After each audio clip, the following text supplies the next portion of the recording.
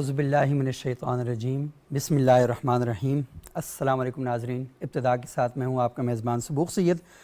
ناظرین، آج ہم ایک بڑے اہم موضوع پر گفتگو کرنے جا رہے ہیں اور اس موضوع پر آپ نے جو گفتگو ہوگی علماء اکرام کی اس کو بڑی توجہ کے ساتھ سننا ہے، کیونکہ اس کا براہ راست تعلق ہمارے ساتھ اور ہماری آنے والی نسلوں کے ساتھ ہے۔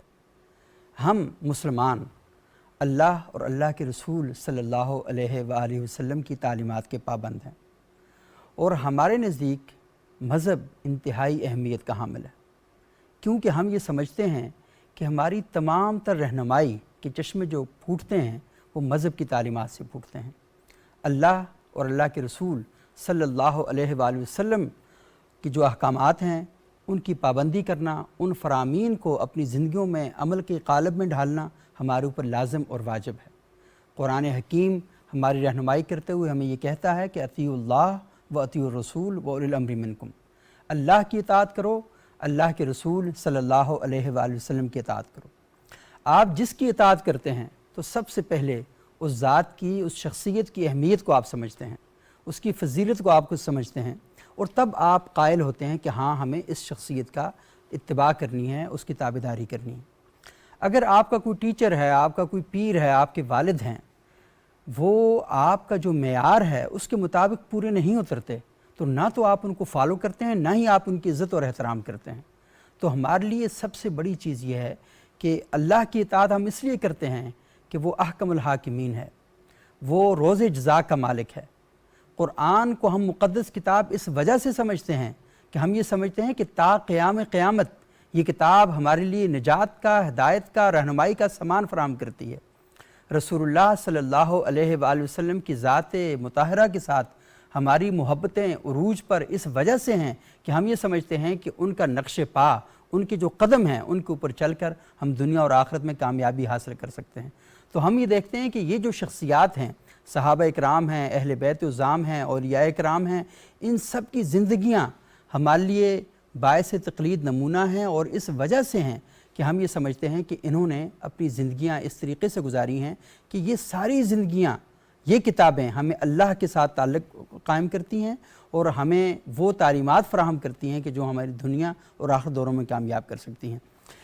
لیکن ہم ایک ایسے معاشرے کے اندر رہ رہے ہیں کہ جہاں پر کچھ بد زبان اور کچھ بدبخت عناصر ایسے بھی پیدا ہو چکے ہیں کہ جو ان مقدس شخصیات کے اوپر کیڑے، مطلب ان کی ذات کے اوپر نقص نکالتے ہیں اور ان کی ذات کے اوپر مسائل پیدا کرتے ہیں، اور ایسے سوالات اور ایسے حملے کرتے ہیں جس کے نتیجے میں لاکھوں کروڑوں مسلمانوں کی دل آزاری ہوتی ہے۔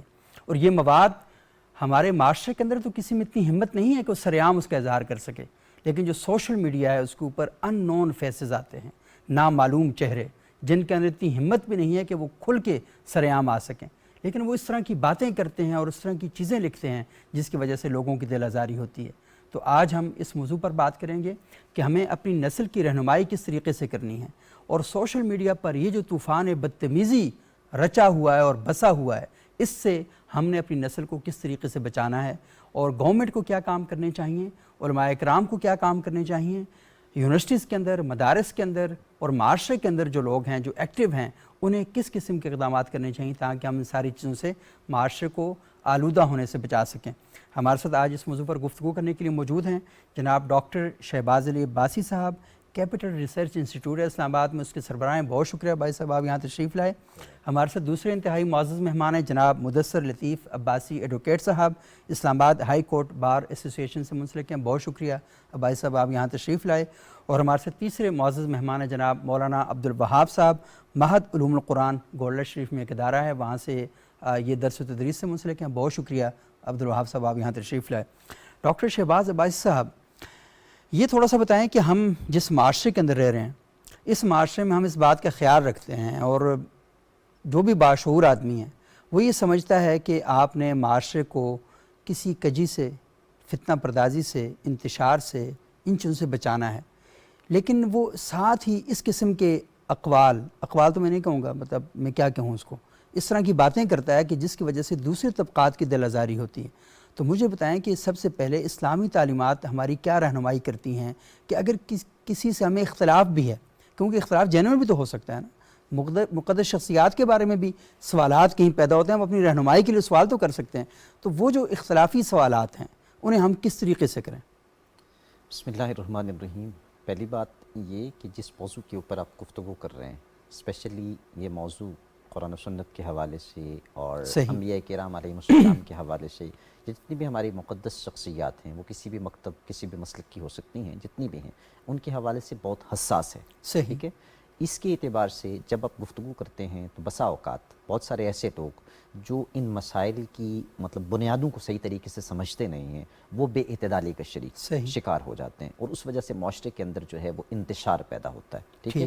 ہمارے معاشرے کا ایک سب سے بڑا المیہ جو ہے وہ کیا ہے؟ وہ یہ ہے کہ ہم اختلاف جو ہے وہ بنیادی طور پہ مخاصمت کی صورت میں کرتے ہیں، ٹھیک ہے؟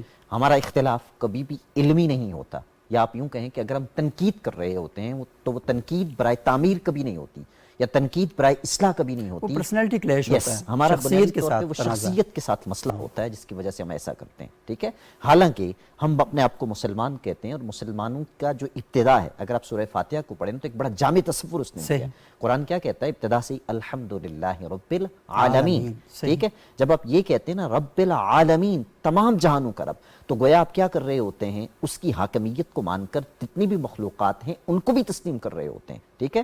جب آپ ان کو تسلیم کرتے ہیں تو پھر حال ہی کی زبان میں یوں کہیں کہ یہی پہلا سبق ہے کتاب خدا کا کہ ہے ساری مخلوق کنبہ خدا کا، ٹھیک ہے؟ اور اللہ کے رسول نے کیا فرمایا تھا؟ الخلق عیال اللہ، مخلوق اللہ کا کنبہ ہے، ٹھیک ہے؟ اب آئیے مذہب کے اعتبار سے، تقسیم کے اعتبار، ٹھیک؟ جب ہم یہ کہتے ہیں کہ یہ کون ہے؟ مسلمان، یہ کون ہے؟ کرسچن، یہ کون ہے؟ جوئش، یہ کون ہے؟ بدھ مت کا ماننے والا، یہ کون ہے؟ جین مت کا ماننے والا، یہ کون ہے؟ زرتشت کا ماننے والا، یہ کون ہے؟ سکھزم کا ماننے والا۔ جب آپ یہ تقسیم کرتے ہیں تو اس وقت آپ کے درمیان جو قدر مشترک ہوتی ہے وہ انسانیت ہوتی ہے۔ قرآن نے ایک جگہ پہ کہا ہے نا والذین آمنوا اشد حبا للہ ولو یری الذین ظلموا اذ یرون العذاب ان القوة للہ جميعا وان اللہ شدید العذاب، ٹھیک؟ اگر آپ اس کو پڑھنا شروع کریں تو بنیادی طور پہ قرآن یہ کہتا ہے کہ تم نے یہ جو دوسرے لوگ ہیں، مطلب مشرکین کو جو ہے وہ مخاطب کر کے کہتا ہے کہ ان کے جھوٹے جو خدا ہیں ان کو بھی برا بلا نہیں کہنا، ٹھیک ہے؟ ان کو بھی برا بلا کس وجہ سے نہیں کہنا کہ جب تم ان کے خدا کو برا بلا کہو گے تو وہ تمہارے حقیقی خدا کو کیا کریں گے؟ برا بلا کہیں گے۔ گویا عقیدہ توحید مسلمان سے یہ تقاضا کرتا ہے کہ اس کی گفتگو کے اندر کیا ہونی چاہیے؟ شائستگی ہونی چاہیے۔ اس کی گفتگو کے اندر جو ہے وہ کیا ہونا چاہیے؟ اختلاف علمی بنیادوں پہ ہونا چاہیے، نہ کہ کیا ہونا چاہیے؟ مخاصمت یا نفرت کی بنیاد پہ ہونا چاہیے۔ اگر آپ معاشرے کی ان قدروں کو دوبارہ زندہ کر دیں جو ہمارے قرون اولیٰ کے زمانے میں تھی، وہ کیا تھی؟ قرون اولیٰ کے زمانے میں یہ ہوتا تھا کہ اگر بالفرض دو شخصیات کے درمیان علمی اختلاف ہوتا تو وہ دلیل کی بنیاد پر ایک دوسرے کو سمجھایا کرتے تھے، وہ دلیل کی بنیاد پر ایک دوسرے سے مخاطب ہوا کرتے تھے۔ ایسا کبھی نہیں ہوا کہ اگر تفسیری اعتبار سے عبداللہ ابن عمر کے درمیان یا عبداللہ ابن مسعود کے درمیان کسی بھی اعتبار سے کوئی اختلاف ہو گیا تو وہ دونوں شخصیات ایک دوسرے سے لڑنا جھگڑنا شروع ہو جائیں، بلکہ اختلاف کو اختلاف بنا کر سمجھا جاتا تھا۔ یہاں کیا مسئلہ ہے؟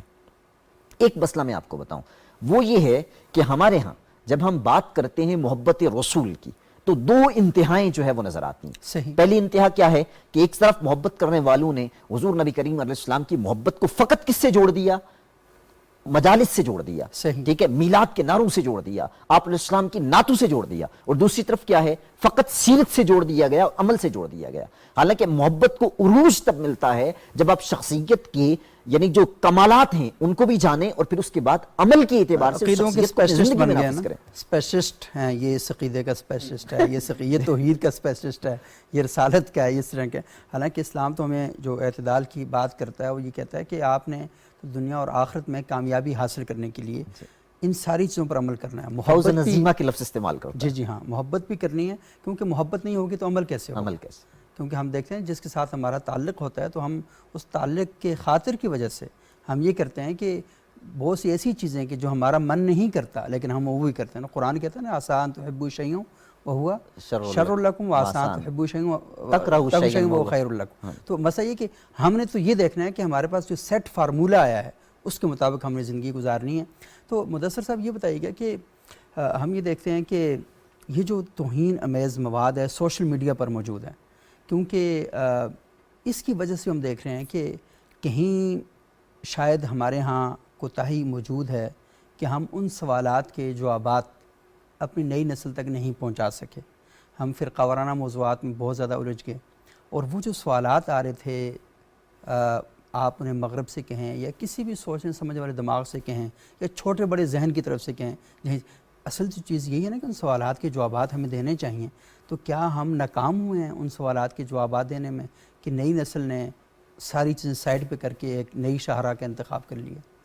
اصل میں شاہ صاحب مسئلہ یہ ہے کہ سوال کرنے میں کوئی ممانعت نہیں ہے صحیح, اور نہ کوئی پابندی ہے, لیکن سوال کرنے سے پہلے اگر آپ پہلے سے پری ڈیوٹی سے ایک مائنڈ بنا لیں کہ اہانت کرنی ہے تو یہ خطرناک بات ہے. سوال آپ کریں. اب سوال آپ نے جواب کے حصول کی نہیں, سوال آپ نے اس لیے کرنا ہے کہ آپ کو ہر صورت میں ٹیڑے میں کھڑا کرنا. ہاں بالکل ایسے ہی. اب مسئلہ یہ ہے کہ جن سے سوال کیے جا رہے ہیں ان کو اس چیز کا اندازہ ہی نہیں ہے کہ ہمارے سامنے آڈینس کون سی ہے.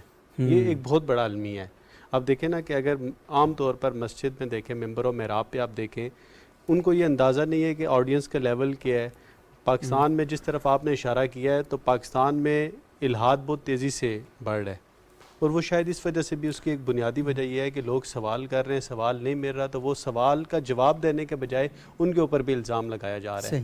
حالانکہ ان میں سے ایسا نہیں ہوتا کہ کوئی سارے ہی چھوڑنا میرا خیال ہے کہ جو اسٹیٹمنٹ ہے بہت بڑی ہو جائے گی کہ الحاد تیزی سے پھیل رہا ہے. ہم یہ کہہ سکتے ہیں کہ اس کے جو مظاہر ہیں وہ ہمیں زیادہ دکھائی دے رہے ہیں. شاید اس لیکن لوگوں کی ایک بہت بڑی تعداد, ہم دیکھیں نا رمضان کا مہینہ آتا ہے, لاکھوں لوگ, کروڑوں لوگ. شاہ صاحب یہ فیشن بھی بن رہا ہے اصل, یہ بھی ایک ایشو ہے ہمارے ہاں. بنیادی طور پہ دیکھیں, اگر یہ ایسا ہی ہے نا کہ جیسے 1000 پرامن بندہ ہونا, وہ شاپنگ کر رہا ہو تو آپ اس کو نہیں دیکھیں گے, لیکن ایک بندہ کلاشنکوف اٹھا کے پھر رہا ہو نا تو آپ صرف اس کو دیکھنا شروع کر دیں گے. تو اس کا مطلب یہ نہیں ہے کہ اس کا اصل میں خوف جو ہے نا وہ زیادہ بن جاتا ہے, کیونکہ آپ ایک دوسرے سے نہیں ڈرتے, لیکن وہ دیکھتے بھی تو سارے اسی کو ہے نا. 1000 پرامن کو کوئی نہیں دیکھتا. ہاں, 1000 پرامن کو نہیں دیکھتا. اصل مسئلہ یہ ہے کہ وہ جو آڈینس ہے نا اس کو یہ اندازہ نہیں ہے کہ ہم سوال کس سے کریں, اور جو آپ جو جواب دینا چاہ رہے ہیں اس کو بھی نہیں پتا کہ میں نے جواب کیا دینا ہے.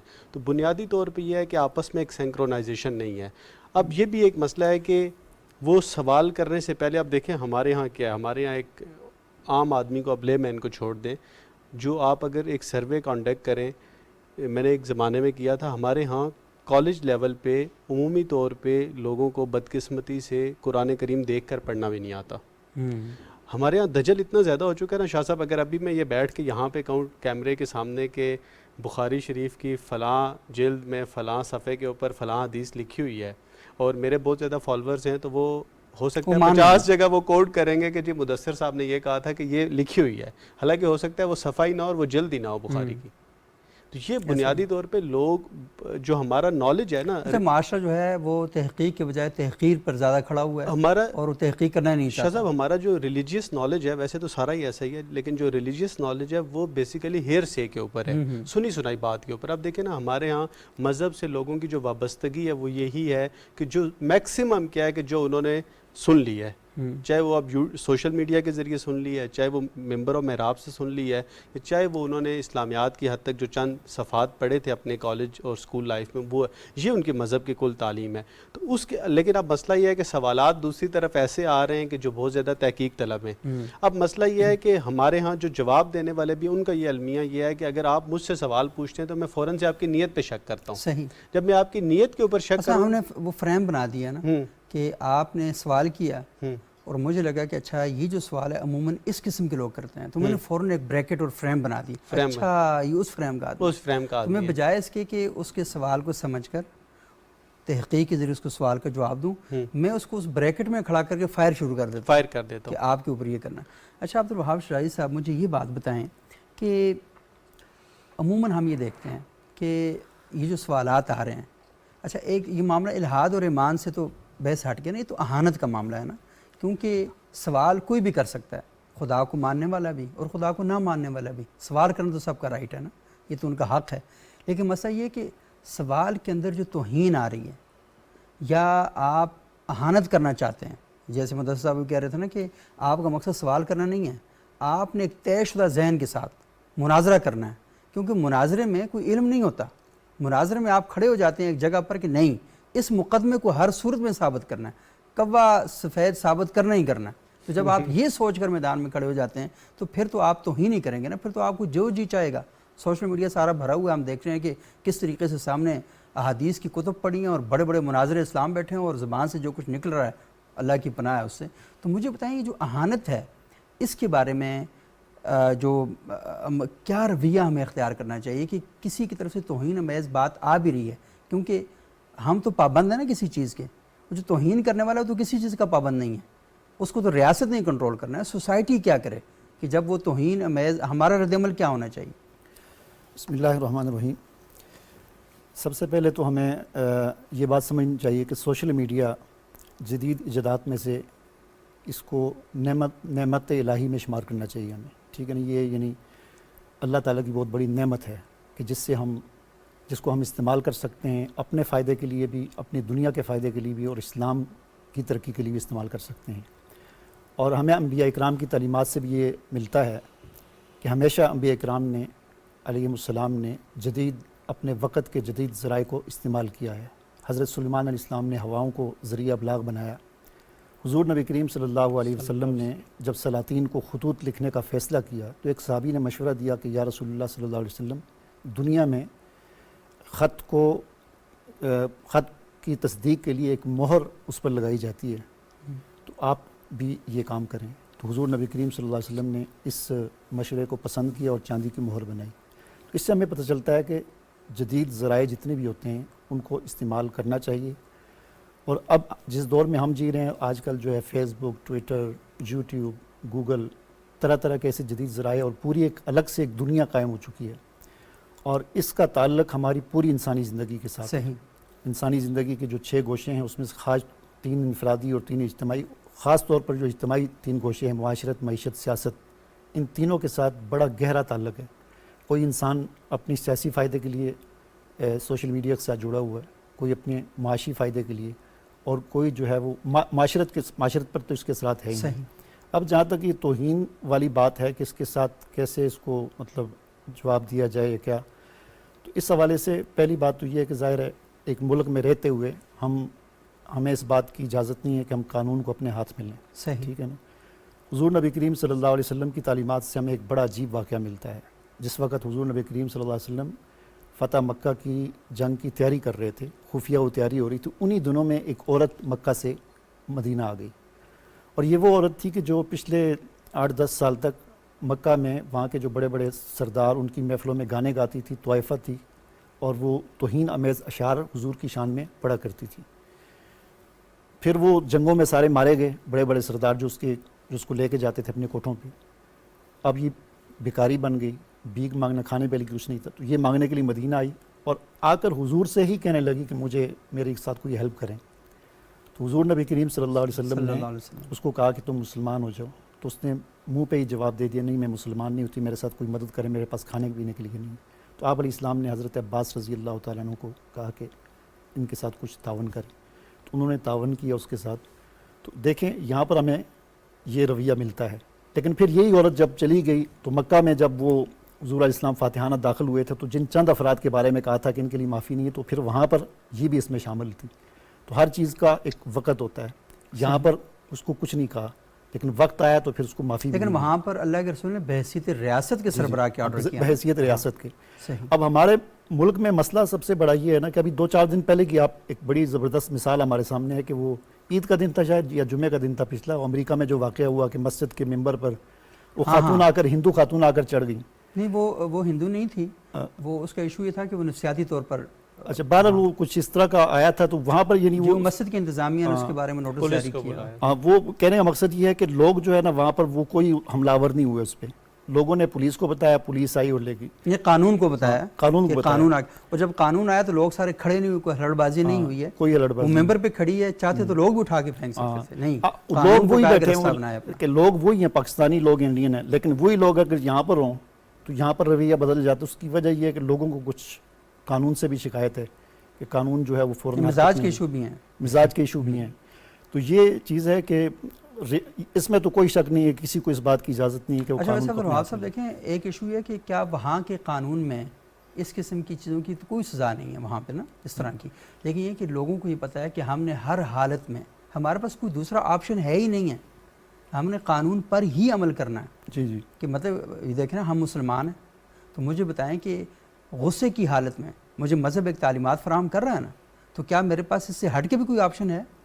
تو مجھے ہر صورت میں جو مذہب نے بتایا ہے کہ آپ نے اس دائرے کے اندر رہ کر ہی کام کرنا ہے، اور قانون بھی یہی بتاتا ہے کہ آپ کچھ بھی ہو جائیں، جو ہی آپ یہ کہیں جی کیونکہ ایس ایچ او صاحب قانون پر عمل نہیں کر رہے تو اس لیے میں نے یہ کیا، اس کا مطلب آپ دونوں برابر ہو گئے. بالکل ایسے. تو آپ نے تو ہر صورت میں قانون پر ہی عمل درآمد کرنا ہے، اور آپ نے کوئی جواز کوئی یہ چیز نہیں کرنی جنہیں وہ وہاں پر تو یہی نہیں ہے تو اس سے ہم یہ نہیں کر سکتے.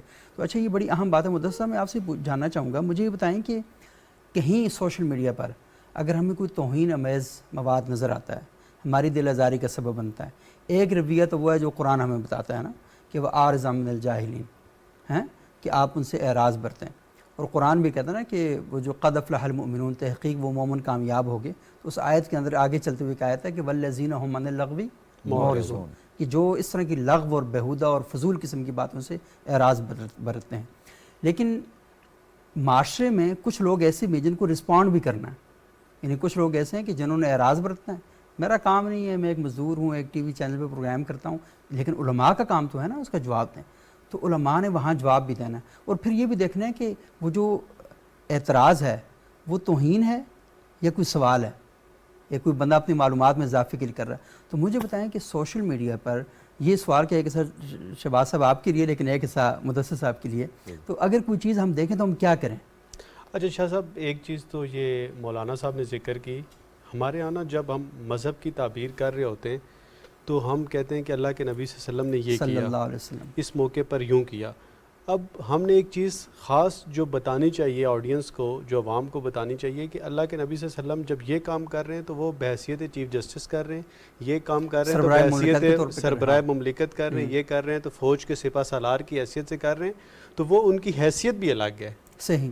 ایسا نہیں ہے کہ وہ اگلا واقعہ تو بتا دیا جاتا ہے، جو ان کی حیثیت ہے اس خاص واقعے کے ساتھ وہ نہیں بتائی جاتی، جس سے لوگوں کے اندر جو ہے نا دین کی مسکنسیپشن آتی ہے. لوگ سمجھتے ہیں کہ ہر کام سارے بندے کر سکتے ہیں، ایسا نہیں ہے. دوسری چیز آپ نے کہا کہ جو مغرب کے اندر جو ہے نا وہاں پہ تو قوانین نہیں ہیں. انگریز نے یہ جو ہمارے ہاں ایک مسکنسیپشن یہ بھی ہے کہ جو پاکستان میں نہیں، اس میں قوانین موجود ہیں. میں کہہ رہا ہوں کہ اگر کوئی خاتون مسجد میں گھس آئے، ممبر پہ چڑھ جائے، وہاں پر کی باتیں کرے، تو اس طرح کا تو کیونکہ واقعات پہلے ہوئے ہیں تب قانون بنتا ہے نا. اس کی ہمارے یہاں میں یہ کہہ رہا ہوں کہ یہ جو ہمارے یہاں ایک مسکنسیپشن یہ ہے کہ یہ جو قوانین ہیں توہین رسالت سے متعلق، یہ قوانین ابھی کوئی پاکستان میں بنے ایسا نہیں ہے. یہ 1860 میں 295 والا جو قانون تھا یہ 1860 میں، پھر 295A والا جو قانون تھا یہ 1927 میں بنا گیا کہ آپ کسی بھی مذہبی جو ہے نا مذہب سے ریلیٹڈ کسی کی وہ توہین یا دل آزاری نہیں کریں گے. پھر اس میں لیٹر آن بہت ساری چیزیں آئیں. اچھا اب یہ ہے کہ اگر یہ کوئی اسپیسیفک یہ کام کرتا ہے سوشل میڈیا کے اوپر تو اس پہ ہمیں کیا کرنا چاہیے، یہ رد عمل کیا ہو؟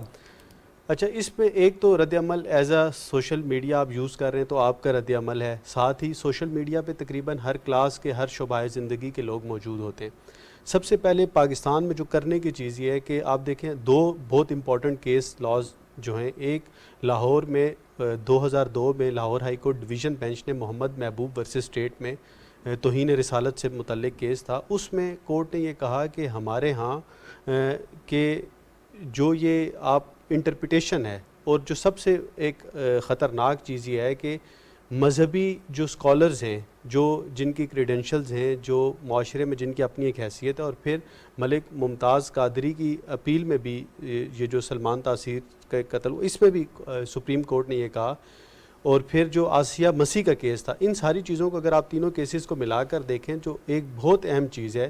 ایک تو یہ ہے کہ جو ہمارے ہاں لا اینڈ انفورسمنٹ ایجنسیز ہیں، اب آپ کو پتہ ہے یہ 295C کا قانون جو عام طور پہ فوراً سے FIR کاٹ دی جاتی ہے، قانون یہ کہتا ہے کہ 156A کی جو پروویژن ہے ضابطہ فوجداری کی، SP سے نچلے لیول کا آدمی ان میں انویسٹیگیٹ نہیں کر سکتا. صحیح ٹھیک ہے، ہمارے ہاں تو اسسٹنٹ سب انسپیکٹر اور محرر جو ہے وہ اس کے اوپر انویسٹیگیشن کر رہا ہوتا ہے. اب تو خیر نہیں ہو رہا نا، اب تو قانون میں یہ ابھی بھی آج جو FIR کٹی ہے پنڈی کے جو واقعے کے اوپر ہے اس کے اوپر 295C انہوں نے اطلاق کر دی، حالانکہ وہ اس طرح کی کوئی بنتی نہیں تھی.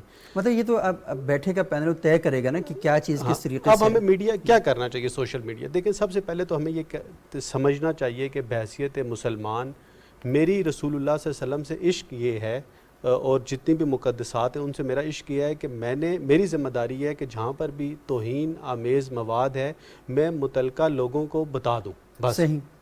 یہ بہت امپورٹنٹ چیز ہے. اگر میں اس لمٹ کو کراس کرتا ہوں, اس حدود کو کراس کر رہا ہوں, تو اٹ مین کہ میں نے عشق کا مظاہرہ نہیں کیا, صحیح, میں اس محبت کے ساتھ زیادتی کر رہا ہوں.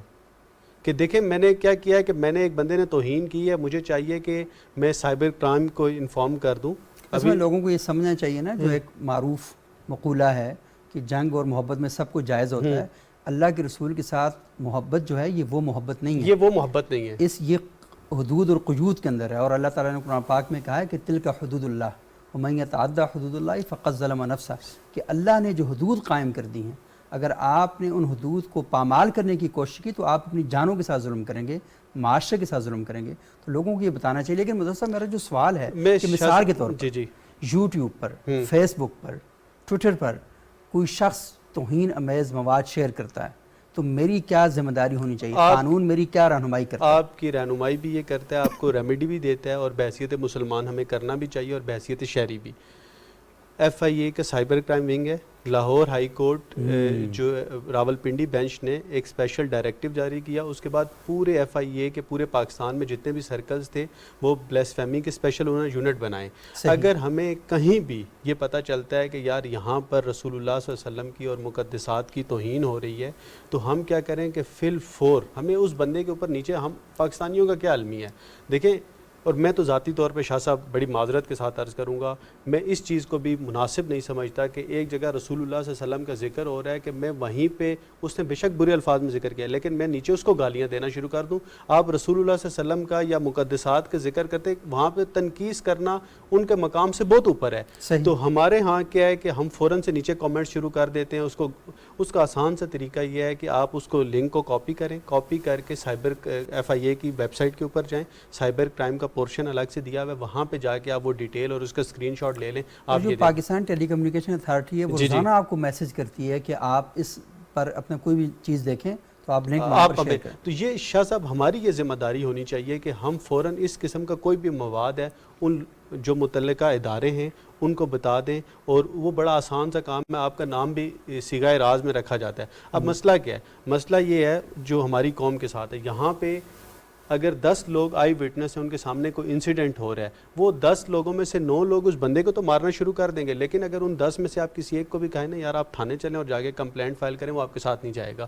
تو ہم شور کرنا چاہتے ہیں, لیکن ہم جو ہماری ایک بحیثیت شہری ذمہ داری ہے وہ ہم اس کو ادا نہیں کرنا چاہتے. اور بالکل یہ جو پلیٹ فارم ہے ٹویٹر پر, فیس بک پر, تو ہم یہ دیکھتے ہیں کہ وہاں پر آلریڈی ہمیں آپشن دیا جاتا ہے کہ آپ اس ٹویٹ کو رپورٹ کر سکتے ہیں, بالکل اس اکاؤنٹ کو رپورٹ کر سکتے ہیں, اور اس میں شاہ صاحب وہاں پر بھی ساری چیزیں موجود ہیں. وہاں پہ جب آپ اس کو رپورٹ کر رہے ہوتے ہیں تو اس کے اندر بھی آپشن آتا ہے کہ یہ کوئی آپ کے مذہبی سینٹیمنٹس کو تو نقصان تو نہیں پہنچا رہے, عقیدے کو, کسی ریس کو, کسی نسل کو یہ ٹارگٹ تو نہیں کر رہا, تو آپ وہاں پر جا کر وہ ساری چیزیں کر سکتے ہیں. میرا خیال یہ ہے کہ کلاس روم کے اندر, مدارس میں بھی, یونیورسٹیز کے اندر بھی بچوں کو یہ باتیں بتانی چاہیے کہ اگر کوئی اس طرح کی چیز آ رہی ہے جو معاشرے کے اندر شر انگیزی اور فتنہ پروری کا سبب بنتی ہے, تو آپ نے جا کر اس کو رپورٹ کس طریقے سے کرنا ہے. تو یہ ٹیکنیک لوگوں کو سکھا دینی چاہیے, اور بجائے اس کے کہ آپ لوگوں میں اشتعال پھیلائیں, تو بہتر یہ ہے کہ اچھا یہ بھی ایک بڑی خوفناک بات ہے کہ وہ جو آپ کو فتنہ پرور والی کوئی چیز نظر آتی ہے, آپ اسکرین شاٹ لیتے ہیں, اس کو ری ٹویٹ کرتے ہیں, آپ اس کی مشہوری کر رہے ہیں. ہاں, اس کی مشہوری کر رہے ہوتے ہیں کہ آپ بجائے اس کے کہ اس کو بند کیا جائے, آپ اس کو مزید پھیلا رہے ہوتے ہیں. اچھا شہباز عباسی صاحب, یہ ہم دیکھتے ہیں کہ بعض اوقات اس طرح کی چیزیں بھی ہوتی ہیں کہ ہم دیکھیں تو ہمیں تو بہت دکھ ہوتا ہے کہ بعض اوقات لوگ ممبر و محراب پر بھی اور مذہبی مجالس کے اندر بھی اس طرح کی چیزیں بیان کر دیتے ہیں, جس کے بعد ہمیں لگتا ہے کہ یہ چیزیں شاید ہماری جو عقلی سطح ہے ان کو آسانی کے ساتھ ہضم یا قبول نہیں کر پاتی, اور اس طرح کے واقعات شیئر کیے جاتے ہیں کہ نتیجے کے طور پر ہم بھی دیکھتے ہیں کہ بڑے پرابلم جو ہیں وہ پیدا ہو جاتے ہیں. تو لوگ پھر اعتراض تو کرتے ہیں وہاں پہ, اب جب اعتراض کرتے ہیں تو ڈیبیٹ شروع ہو جاتی ہے, جب ڈیبیٹ شروع ہو جاتی ہے تو پھر کچھ ایسے الفاظ زبان سے نکل بھی جاتے ہیں. تو کیا ممبر و محراب پر جو لوگ موجود ہیں ان کی ذمہ داری نہیں بنتی کہ وہ اپنے ہاں مجالس میں کس قسم کی شخصیات کو بلائیں, اور جب وہ واقعات اس طرح کے بیان کریں تو کیونکہ آج کل تو کیمرہ ہے, ہر وقت ریکارڈ ہو رہے ہوتے ہیں, اور بعض اوقات ایسی چیزیں لوگ بیان کر دیتے ہیں کہ جو مطلب ہے کہ لوگوں کی عادات سے, مطلب ان کی سوچنے سمجھنے کی صلاحیت سے ذرا مختلف, آپ سمجھ رہے ہیں جو بات میں کر رہا ہوں. تو اس طرح کے واقعات جب بیان کرتے ہیں تو لوگ پھر سوال تو اٹھائیں گے, اب سوال اٹھائیں گے تو آپ کہیں گے یہ توہین ہو گئی ہے. تو یہ تھوڑا سا بتائیں کہ لوگ, ہماری جو مذہبی طبقہ ہے وہ ذمہ داریوں سے کیسے عہدہ برا ہو سکتا ہے؟ دیکھیے میں شاہ صاحب آپ کی گفتگو کو 2 حصوں میں تقسیم کروں گا. صحیح. پہلی بات یہ ہے کہ ہم یہاں گفتگو کر رہے ہیں ذرائع ابلاغ کے حوالے سے. صحیح. ٹھیک ہے. خود اللہ کے رسول کی حدیث ہے نا فَلْيُبَلِّغِ الشَّاهِدُ الْغَائِبَ. ٹھیک ہے. صحیح. پہنچانا. ٹھیک ہے. اب اس سے تھوڑا سا آگے نکلیں تو پھر ایک بات یہ ہے کہ بحیثیت شہری یا کسی بھی اسٹیٹ کا حصہ ہونے کے اعتبار سے ہمارے اوپر کیا لاگو ہوتا ہے. ٹھیک. اگر کوئی شخص دیار غیر میں رہتا ہے تو ہم اس کے لیے فقہ الاقلیات کی بات کرتے ہیں. بالکل. ٹھیک ہے. مثلا اس کے لیے اگر آپ دیکھنا چاہیں تو ہجرت حبشہ کے جو ابتدائی ہیں وہ سارے واقعات دیکھے جا سکتے ہیں. اگر آپ ایسے ملک کی بات کریں جو مسلمان ملک ہے تو وہاں کیا ذمہ داری. ٹھیک ہے. وہاں بھی بحیثیت ریاست ٹھیک یا بحیثیت ریاست کے شہری ہماری ذمہ داری یہ ہے کہ نو one is the Abu of the لا. ٹھیک ہے. یہ ہماری بیسک قانون سے بالاتر کوئی بھی نہیں ہے. ایون دین کہ اگر آپ دیکھنا چاہیں نا امام محمد بن حسن شیبانی ان کو ہم کیا کہتے ہیں جورسٹکس جتنی بھی ہیں ہماری ان کا باپ کہتے ہیں انہیں. فادر آف دا لا بھی ان کو کہا جاتا ہے. گو کہ آج کل ہم ان سے ناشنا نہیں ہیں. ان کی کتابیں اٹھائیں وہ کیا کہتے ہیں کتابوں کے اعتبار سے ساری چیزیں وہاں موجود ہیں. ٹھیک ہے. اب اس سے تھوڑا سا آگے نکلیں تو پرابلم کہاں ہے. پرابلم یہ ہے کہ ہمارے معاشرے کے اندر لوگوں کو بہت ساری چیزوں کے متعلق جو ہے وہ نالج نہیں ہوتا ٹھیک طریقے سے. ٹھیک ہے. وہ ایسی چیزیں دیکھتے ہیں اس کے پاس مذہبی انتہا پسندی جو ہے وہ عروج پہ چلی جاتی ہے. صحیح. ٹھیک ہے. اب علماء کی ذمہ داری بنیادی طور پہ کیا ہے.